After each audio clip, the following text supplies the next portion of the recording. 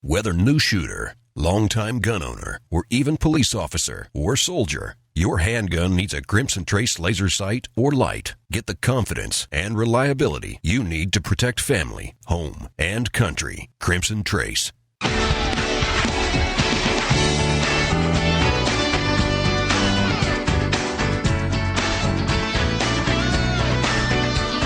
Welcome back to another hour of Tom Gresham's Gun Talk. Now broadcasting on over 200 great radio stations across America. The #1 national voice in defense of your Second Amendment rights. To be on the air with Tom, call us now. 866-825-5486 or 1-TOM-TALK-GUN. Now, here's Tom Gresham. Okay, you know what a gun geek I am, right? I mean, there aren't a lot of guns that I don't like, truth of it is. But I like them when they're cool, when they're different. And frankly, it's hard to do different in guns these days because every time you think you got something new, you look back and go, yeah, well, you know, it's kind of same old. And then every once in a while, somebody pulls a fast one on you. Folks at Ruger have done just that. Joining us right now is Mark Gurney from Ruger. Mark, you are one sneaky devil, my friend. I did not see this one coming. Well, hello, Tom. Thanks for having me on. How are you? I am good. How long have you guys been working on this thing? Oh, a couple of years. The design engineer who headed it up had some really good ideas, and he would put things together. And it was pretty good. In fact, I said, you know, this is awesome. Let's go. And he'd come back a month or two later with an improvement. And a month or two later, another improvement. And he kept firing away at it until, firing away, no pun intended, but he kept at it until he knocked it out of the park. I really think so.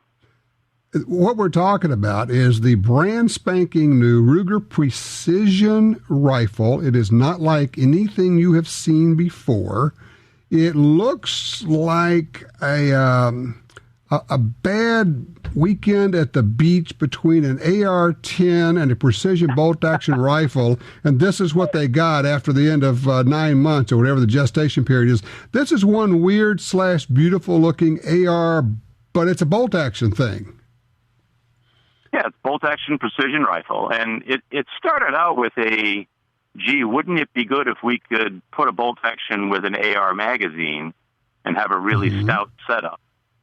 And then, gee, wouldn't it be good if we could put some AR components on it so it could be dressed up and set up like a shooter or a customer wants to set it up? And then it took off on its own and became a precision rifle. Very successful, very accurate, and a joy to shoot. All right, the essence of this rifle, and we're going to give one away. That's the other cool part of it here. But the essence of this rifle is it is a highly precise, long-range bolt-action rifle, but with a bit of the modularity and adjustability of an AR. Is that right? That is absolutely correct. All right, you've chambered it at least currently in .308, 6.5 Creedmoor, and .243. Yeah, .243 is kind of an up-and-coming cartridge in the long-range world. So I like it. There's no recoil there. There's no recoil. It has a 1 in 7.7 twist, which really makes it favor the really long VLD bullets. And I know some folks were out prairie dog hunting with it, and maybe a little bit of overkill. But because it's such a long barrel, heavy barrel, and not much recoil, they could watch the bullets impact very easily. Looking through the scope, and it's not enough recoil to take you off a target. You can actually see the hits. Correct. And those long, heavy 243s, they fly. Oh, I guess. Okay, I know that you had this out at the FTW Ranch a few weeks ago, and we already got a report from somebody who was sneaking around out there, and they were just saying incredible things like, oh, gee, we were shooting at 900 or 1,000 yards at 14-inch gongs, then we went to like 10-inch gongs, then we went to like 7-inch gongs, and it sounds like it just got boring. It's just you're just hitting gongs out there. It's so ridiculously easy with this rifle. Well, the best test we had, it was way back when, it was probably 6 months ago, if not longer. We had a prototype out there at FTW. And the engineer who had been working on the job, he walked it all the way out to 1,500 yards. Oh, man. And I had my turn, and I hit 1,500 after a few rounds. So it didn't take long. And then everyone who was at the ranch that day laid down the gun and hit it 1,500 yards.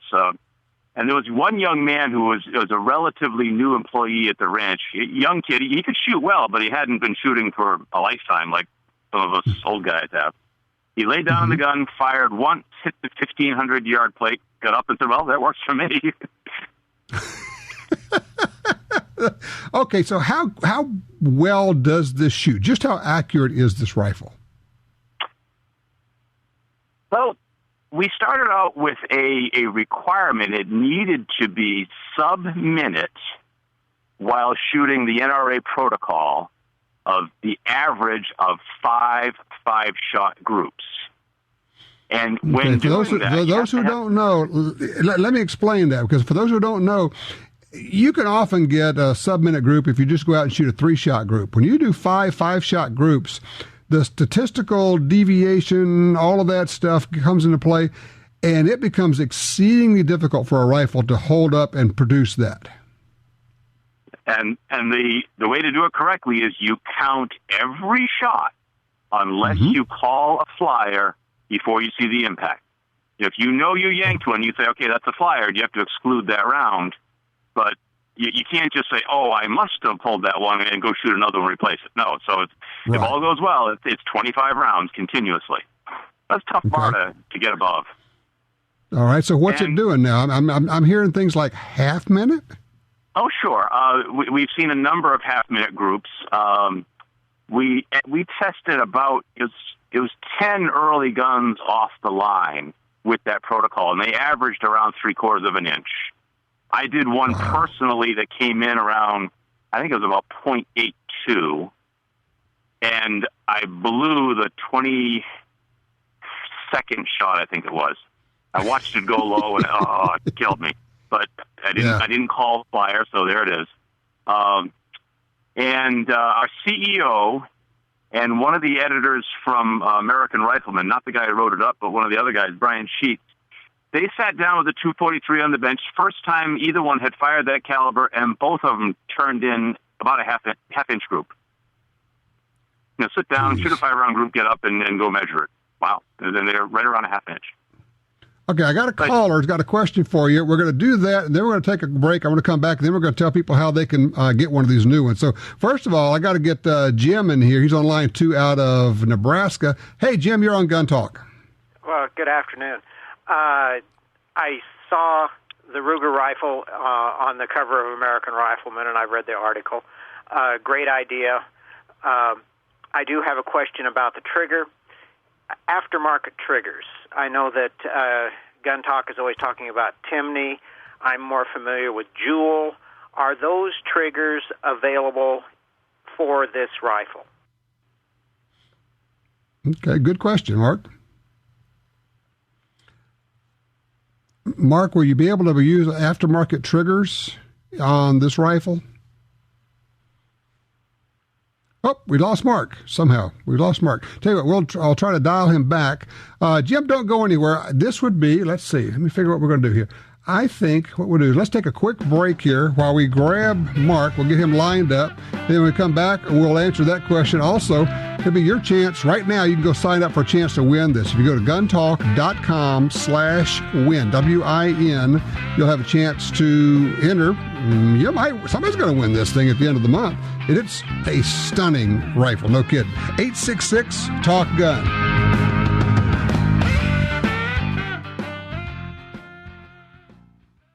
The Ruger LCRX is a variation of the LCR that features an external hammer, allowing it to be fired in single-action mode. The LCRX can also be fired in double-action mode. It features a monolithic frame made from aerospace-grade 7000 series aluminum, a patented Ruger friction-reducing cam that results in a smooth, non-stacking trigger pull, and a patent-pending polymer fire control housing that significantly reduces weight and helps reduce recoil. The Ruger LCRX Revolver, another rugged, reliable firearm from Ruger. The Black Hills. There's nothing like it on Earth. The kind of place where characters become legends. Wild Bill Hickok, Crazy Horse, Calamity Jane. Pick any part of the world and you'll find people go there to make it their own. But this is where people come to get made. This is the place that made the people who make the best ammo on Earth. Black Hills Ammunition. Hi, I'm Tom Gresham. For more than 40 years, I've been watching an environmental disaster in my backyard, and it actually impacts all sportsmen in America. I'm talking about the massive loss of land on the Louisiana coastline. The U.S. Geological Survey said the swamps and marshes of coastal Louisiana are among the nation's most fragile and valuable wetlands. That land is disappearing. The Mississippi River Delta hosts as many as 10 million ducks and geese every winter. These are birds which migrate northward through the states, all the way to Canada. The wetlands of the Delta support some of America's best fresh and saltwater fishing. And here's the deal. The wetlands of the Mississippi River Delta are disappearing at a rate of 1 football field every hour. 1 football field every hour. Gone. We can reconnect the river with its wetlands and restore the Delta, but we need your help. Please visit vanishingparadise.org. That's vanishingparadise.org. Put a pistol in your hand, and what's your first thought? How does it feel? Then, how can I make it perfect for me? That's why FNH USA is offering the FNS Compact, perfect for concealed carry. Ergonomic, ambidextrous, customizable. Part of the highly regarded FNS series of striker-fired polymer pistols. Find your perfect pistol. Learn more about the FNS and FNX lines at your dealer, or visit us at fnhusa.com.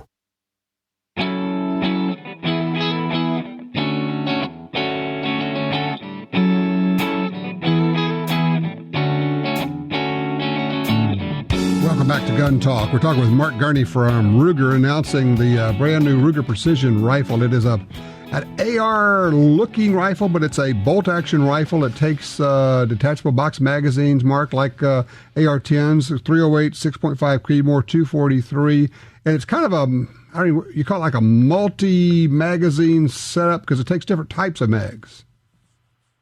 Yeah, we actually have a patent on that, the multi-magazine interface. And the lever that you push forward, like a Mini 14 lever, will release both side latching as well as rear latching magazines at the same time. Okay, now we had a caller just before we went to the break. Jim called in. He wanted to know about the trigger on it, and then also, are you going to be able to put aftermarket triggers in this like you do with a regular AR? Well, it's not an AR trigger. The trigger is very similar to the one in the Ruger American rifle, the Marksman adjustable trigger. So the gun is so new, I don't think anybody has one out for it yet. But the trigger that's in the gun now is very, very good. It goes down to 2.25 pounds. It's externally adjustable. And I would encourage anyone to try the trigger before they decide they want to go down an aftermarket road. It's quite good. All right, and whoever it was put this together was one clever guy or lady, because the adjustment tool for the trigger actually stays in the rifle, right? That's correct. And I think it was one of those form follows function. It was an exceptionally good idea, but when you put the whole gun together, there was a kind of an ugly space behind the bolt that has to traverse backward, and it had to be filled up with a little plastic sleeve. So rather than have an empty space, hey, why not put something in there? So there are two tools. There is a tool that adjusts the trigger pull weight, which just happens to be the same size tool that's used to fix the turrets on most precision scopes. So you're always looking for that little wrench to go slip your cap so you can tighten them down on 0. Well, that's the same tool. Right. Okay. And it also houses a little camming piece that takes pressure up the striker, so you can disassemble the striker from the bolt if you want to clean the striker channel. Son of a gun. So you got your toolkit built into the rifle. Yeah, and there's even a hex driver in the bolt handle. It's like Inspector Gadget rifle. It's perfect. It's an absolutely perfect rifle. It's for if you're a gun geek, this is your rifle. This is all this amounts to. This is a great rifle. And it shoots. So what's the availability on this one? Are this thing out now? It is out. We made a few thousand of them, and of course they vaporized instantly. And we are in full production. We've been in production for several months, building them up as we ramp up the line. The response exceeded our expectations, so we're trying to put on more capacity. But we're building them every day. They're shipping them every day, and they're heading out to dealers. If you were going to pick one of these calibers for long-range shooting, you have the .308, the .65 Creedmoor, the .243. Which one is Mark Gurney going to take? Oh, it's so hard to decide. But for my home range, which is limited to 100 yards, I will get the .308. And that way I can play with all sorts of different kinds of ammo and really enjoy that. But if I was going to bring one out to FTW, the .65 Creedmoor is just phenomenal. Hornady makes a great load for the 140 AMAX. That for factory ammo is not terribly expensive, and it's accurate in all the different guns we chambered in. Okay, what's the weight on this gun? Yeah, it's a heavy gun. The .308 with the shorter barrel, I think, is around a little over 10 pounds, and then it works its way up. So it's not unusual for a precision long-range rifle. Well, yes and no. Actually, as precision long-range rifles go, it's actually on the light side. It's not awful. It's not like you're plugging around, just something you need a wheelbarrow for. The 243, that gets fairly heavy because it's a longer barrel. With it's a smaller hole, so you have more steel. Right. And so that weighs 11 pounds.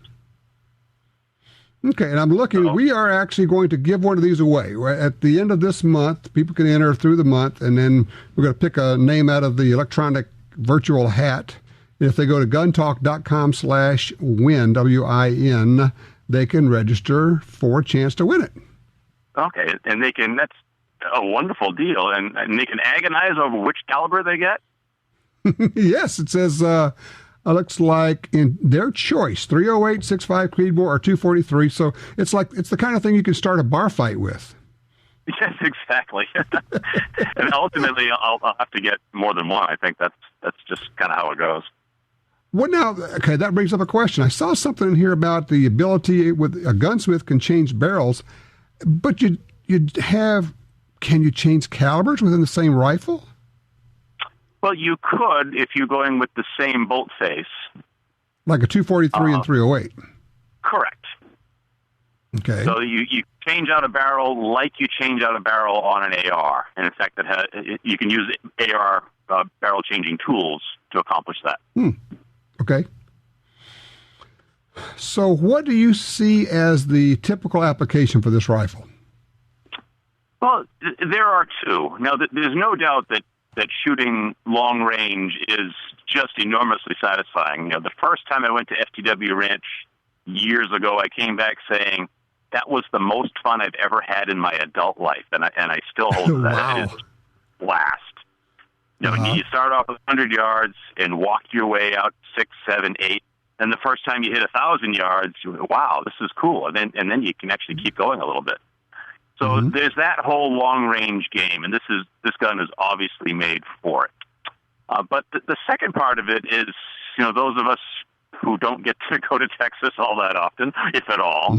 But my home range is 100 yards, so you can settle down and make itty-bitty groups and really enjoy yourself that way. Because of the modularity and the adjustability, the gun can fit just about anyone. So a lot of these things don't necessarily make the gun more accurate, but they make the gun easier to shoot accurately.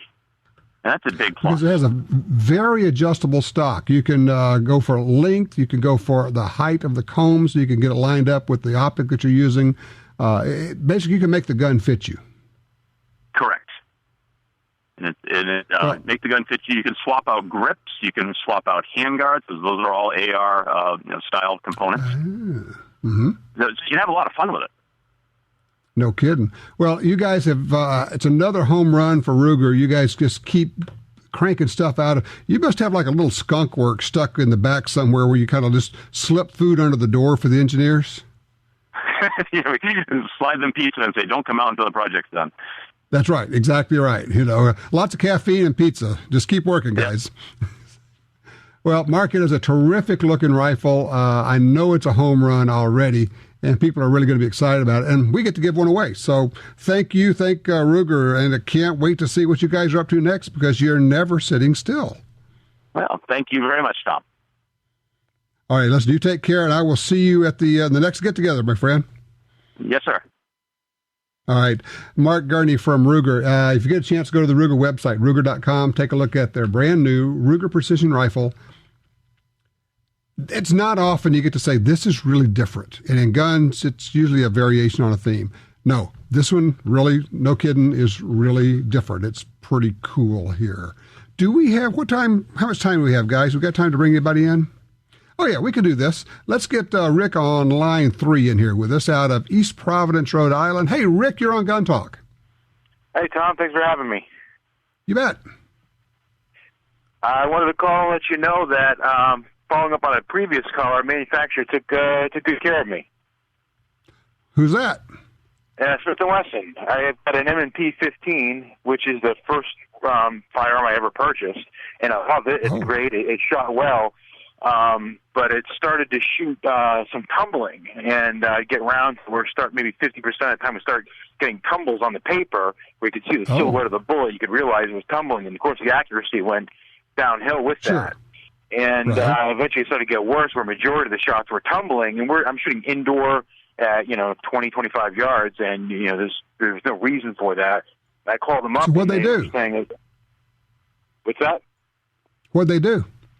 Oh, well, so what I did is I called them up, let them know what's going on, and said, well, it's unlikely, but it's probably the barrel, but you got to send it to us, we'll check it out. And I sent it to them, and 13 days later, I had it back, and I called them and said, hey, what did you find? Like, hey, we replaced the barrel. Son of a gun. All right, way to go, Smith.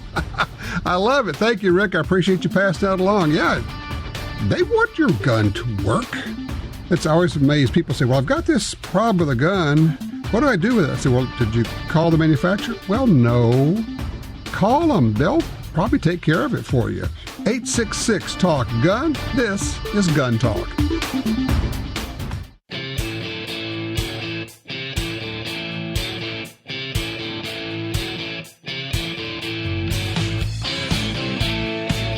Covering all aspects of gun ownership every week on this fine radio station. You're listening to Gun Talk with Tom Gresham. Back with you with, this sounds like an interesting call. Ben's on line 4 out of Loveland, Colorado. Ben, what happened to you, my friend? Hi there. Yeah, so I was backpacking recently, and I heard some rustling behind me. I turned around, and there was a moose running straight at me. I had the GT20 on my hip, so I drew it, and by the time I had it pointed at the moose, it had stopped, and it was just kind of standing there. And then it ran off in a different direction, actually towards my brother. And and I was just, I was wondering what you thought about firing a warning shot. That was a good idea. Was this in Colorado? This was in Colorado, yep. Okay. Warning. Well, okay. First of all, number one, I would not use a warning shot on people. Possibly a big noise on a critter might dissuade them. Obviously, what you had, it was not a full-blown charge because it backed off, thank goodness, because moose can be particularly dangerous. They have been known to stomp people to death, and you probably are aware of that. Question for you. Did he stop before you could get your gun out, or did you have your gun out on him when he stopped? It's hard to remember. Happened pretty fast. It happened really fast. I saw the footprints after it was over, and it was within 10 paces of me. That's close enough. That is close. Was it a cow or a bull? It was a cow. Which actually, in many cases, can be worse, particularly if there was a young one around. And you may not have even known that there was a young one. We saw a bull the day before that was just massive, but this one was about 6 feet tall. Mm-hmm. You know, I don't know, and that's if one was standing out there just like looking threatening or making false charges or stopping, I don't know, maybe a warning shot. But I will tell you, if one is 10 feet away and it's still, or 10 steps away and still coming at me hard, you don't have time for a warning shot. You got to do what you got to do at that point. Here's a question for you. You got the 10 millimeter GT20, our gun that we produced for the 20th anniversary of GUNTALK. What ammo did you have in it? I had the 200 grain double tap hard cast bullets. It says on the box they move 1,300 feet per second. And have you shot those in your gun? They work okay through that pistol? Yeah, they do. They kick a lot more than the federal. Oh yeah, yeah. Those are big boy loads. I guarantee you. Yeah. So, but that's what I would want in a situation like that. They're accurate and they penetrate deeply, which is what you need. I'm really glad that you did not have to shoot the moose. I know you are too, because then all sorts of other issues come up and you got to report it and lots of stuff like that. Probably in that situation, if the moose had kept coming, I would not have fired a warning shot. Now, if the moose is 30 yards away and coming, you probably have time maybe to fire one warning shot down into the ground, not in the air, but in the ground. In the air, you don't know where the bullet's going to stop. In the ground, you do. And give it a chance, so you don't have to shoot it, because nobody really wants to do that. Wow, great story, though, Ben. Thank you. I appreciate that. Wow, passing that one along. Jimmy is on line 1 out of Texas. Jimmy, what you looking for here? I'm looking for a swinger target I can use at 100 yards that would work with the 22 long rifle up to a 30-06, or two. One for the 22 and one for the 30-06. Just like a metal gong kind of swinger? Yes, sir.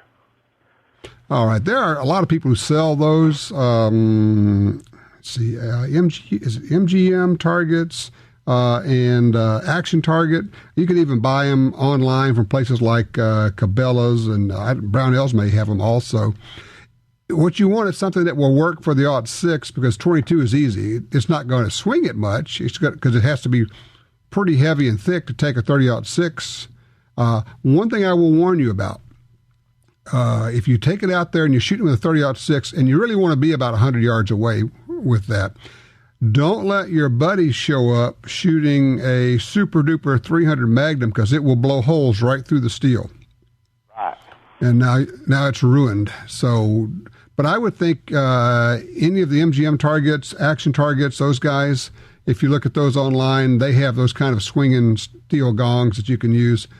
You might be able to make it yourself, but you got to have the right kind of steel. I'm not sure what kind that is, but I know regular soft steel will dimple, and dimpled steel is unsafe, because now the bullets, when they hit it, they could ricochet off in different directions. So that's what I do. I would buy one that's made specifically for that. That should take care of you. I appreciate the call.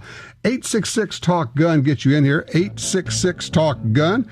What's on your mind? You've been shooting anything out there? Also, have you ever done the True Squad thing of telling a store, I'm sorry I can't do business here because you got the no gun sign, or calling a newspaper or a television station or somebody and saying, you got the story wrong, let me explain it to you, or even just sending an email in? And if so, did you ever get any response back? 866-TALK-GUN.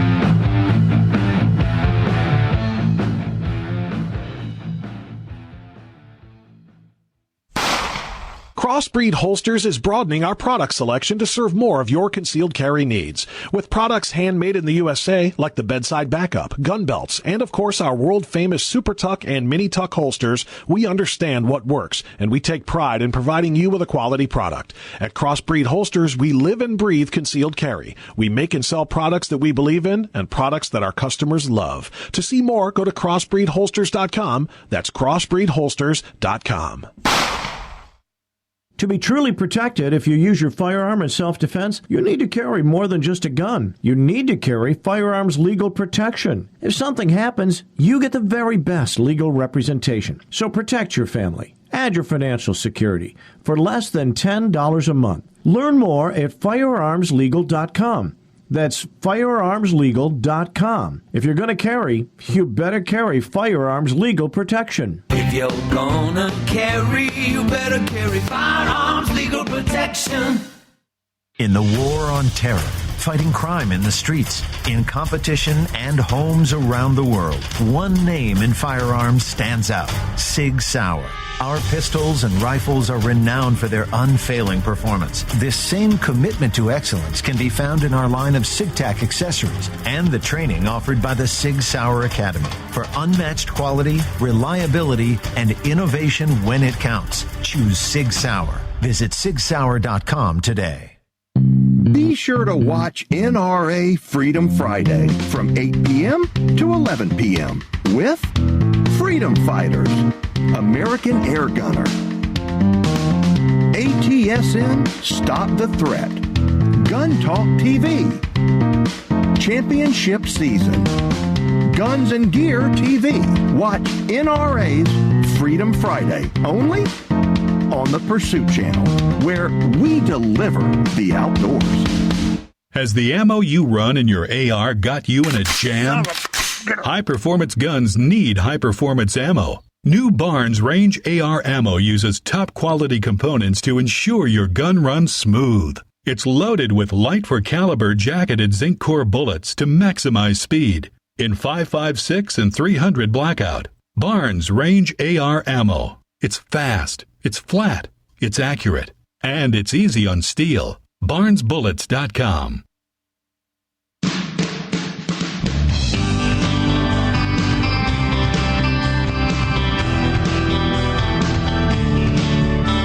All right, back with you. 866 Talk Gun open line for you right now. Dave's called in from Cedar City, Utah. Hey, Dave, you're on Gun Talk. Tom, how you doing? I just wanted to ask you a quick question. That is, during World War II, United States troops used the M1 Garand, 30-06. Okay. Among other rifles, yeah, they had the bolt action 03s also, yeah. Sure, but the not talking about bolt action or anything. The 30-06 equivalent for the German army was what? Was that the 8mm Mauser? I believe that's correct. I believe that's correct. Yeah, I think that's right, the 8mm. Yeah, okay. I'm not talking about the 9mm. Yeah. Okay. Thank you very much. Okay, I appreciate it. Yeah, and thanks for the call. The whole study of firearms, weapons used in various wars is fascinating. The stuff, of course, of great museums. If you get a chance to get out to Cody, Wyoming, and we've been out there many times. My favorite museum anywhere, the Buffalo Bill Center, the Center of the West, and they have the Cody Firearms Museum, great museum. But there are a lot of good gun museums around. If you've been to one, I'd like to know about it. Give me a holler, let me know, which gun museums or museums that have guns in them that you have enjoyed. It's interesting that there are collectors of everything, of course. And within guns, there are not a lot of people who just simply collect all guns. Usually people collect a specific thing. Sometimes they'll say, well, I collect German Mausers. I collect Lugers. I collect Smith & Wesson revolvers. Just ran into a guy who just collects 22 rimfires. Really? 22 rimfire guns. Fascinating. You can't collect them all because you can't be an expert at all of them. But the people who are collectors within that field, they are stunningly knowledgeable. And it's really always fun and a bit intimidating to talk to them and go, wow, you really know a lot about this subject. Line 3, Vic is with us out of Vidalia, Georgia. How you doing, Vic? Hey, Tom. How you doing, brother? Good. A few months ago, me and my first cousin and his son were at a shooting range, and we were working on putting a scope on an AR. His son's popping off rounds with a 92F Beretta. I'm not sure what. I know they were jacketed hollow points, but he's shooting little steel targets that fall over. And some kind of way, a piece of the jacket came back and hit him under his left eye. And he did have shooting glasses on, but it didn't hurt him. It just kind of scratched him a little bit. But I'm wondering, Right. what kind of rounds should we shoot these steel targets? Because I hear that's kind of common. It is not uncommon. Our first question, of course, is what was the distance? How far away was the target? I would say 25 yards, maybe. 25 yards. Well, 20. I'm sorry. Probably about 25 feet? Yeah, probably. Yeah, okay. 25 feet, you're talking 7, 8 yards. That's too close. I like 15 to 20 yards when shooting steel. And even at that, I've gotten bitten by jacket material coming back. It's a great point. It's why we wear not just glasses, people, but wraparound glasses to protect the sides of your eyes. And that's why people who are not shooting, who are still at the range, they have to be wearing glasses at all times. I've been hit by bullet fragments coming off of steel when I wasn't the shooter, and I was a full 35 to 40 yards back. So to your question, they do make a type of ammo called frangible, and it's essentially lead dust that is glued together with some kind of matrix. But when you shoot steel targets with it, it just poof, evaporates. You can shoot steel targets at 3 yards, 2 yards, 1 yard with frangible ammo, and it won't hurt anybody. But the main thing is to get some distance, 20, 25 yards if you're shooting steel, and then make sure that everybody is wearing proper eye protection, which is wraparound protection. But it's a great question. I'm glad nobody was seriously hurt. I have picked jacket material out of me. I've picked it out of other people, grab a little pair of vice grips or forceps and done that. Pretty much nobody I know that shoots a lot of steel that hasn't had to do that. Let's see. Fuzzy's on line 4 with us out of Marshall, Texas. Hey, Fuzzy. How you doing, Tom? I am good, thank you. I didn't know if you talked about the expected retail price of the new Ruger gun, it being around $1,100 or $1,200 ballpark. That's what I've heard. Is that what you're seeing too? Yeah, that's what I'm seeing. And I was telling your girl there, I don't know her name, but I was telling her I was totally sold on the 6.5 Creedmoor round, and I've got it in a Mark II 77 target rifle, made by Ruger, and totally pleased with it. Totally. And I've got my own range on my place here and shoot 800 yards, and it's just amazing accuracy, that round. Yeah, and the other thing about the 6.5 is that it has less recoil than the 308. Well, I'm almost 58, and I don't want to be kicked anymore, so I'm looking for less recoil. You and me too. I'm with you there, brother. I don't want to get beat up anymore. So to me, the 6.5 it's the current darling of long-range shooting for good reason. People who do it understand that, and a lot of people say, well, recoil doesn't bother me. Yes, it does. It bothers everybody because you sit there and shoot for 50 or 100 or 150 rounds, and even if you're saying, well, it doesn't hurt me, the recoil is fatiguing, and the fatigue will cost you points when you're competing. It could cost you, the accuracy, if you're trying for the smallest groups out there, it adds up. And it's a physical reaction to shooting that much. And there's very little you can do about it. Shooting a lot, you can get, to where you're pretty good at it and you can work your way through it. But less recoil is always a good thing. So the 6.5 it's a hot topic right now. It's a really good cartridge. And frankly, if you're a hunter, it'll do anything the 308 will do. Just use good bullets. They're long bullets. They hit hard way out there. So don't overlook it. But yeah, this Ruger precision rifle is fabulous. If you know what? You have a chance to win one. If you go to guntalk.com/win, WIN, you can enter for a chance to win. We're going to give one away at the end of the month. You just can't hardly beat a deal like that. 866-TALK-GUN gets you in here. I'm Tom Gresham. You're listening to Gun Talk. Give us a shout.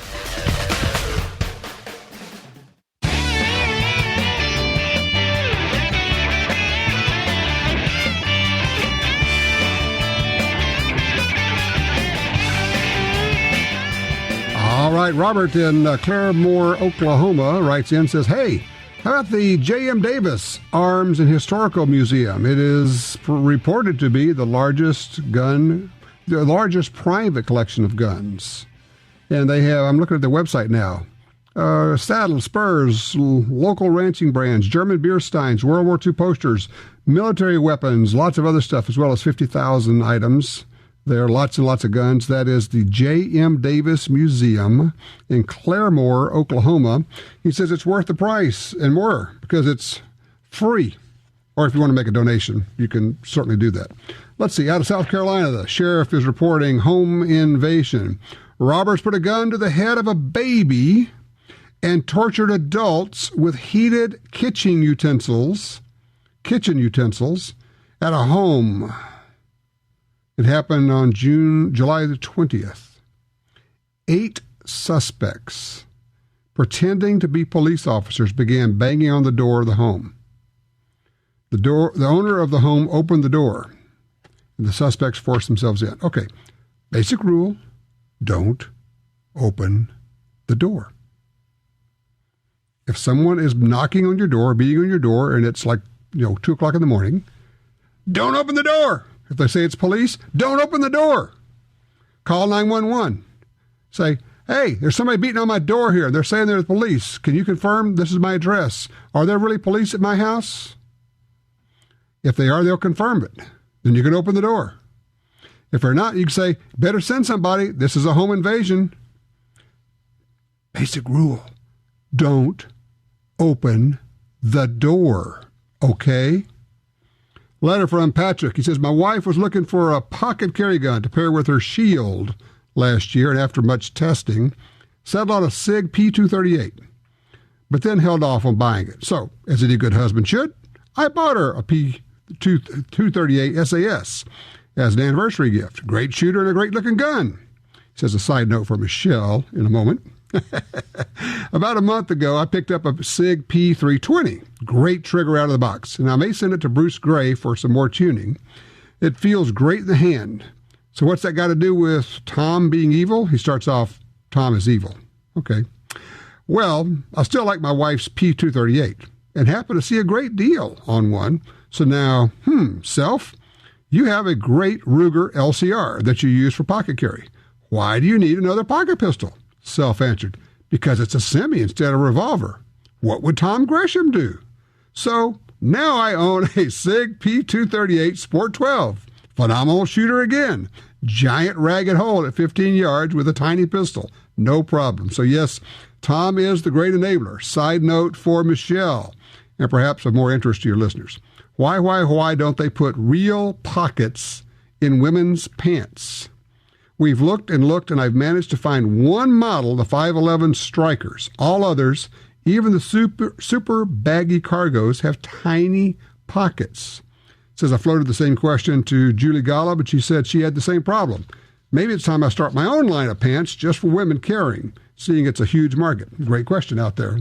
Love it. Yes, I am the great enabler. If you are thinking about buying a gun and you're not sure or you need some help with it, by all means, give me a call because, hey, we're all in this together, my friend. And I will give you a special dispensation over the radio that will allow you to purchase said firearm and accoutrement that will go with that, of course. So all you need to do is call me. If there's something you're thinking about buying, we can talk it out. I might talk you out of it, but it's darn unlikely. 866-TALK-GUN will get you here. Also, when we come back here, we're going to be talking with a fellow who has run a retail gun store for many, many years. He's got a really good handle on what's going on, what's hot in not just new guns, but used guns, how to sell your guns used, how to buy a used gun and not get taken. A lot of good information there. If you'd like to get in line, call us, 866-TALK-GUN. I'm Tom Gresham. Don't go far. We're coming back with more Gun Talk.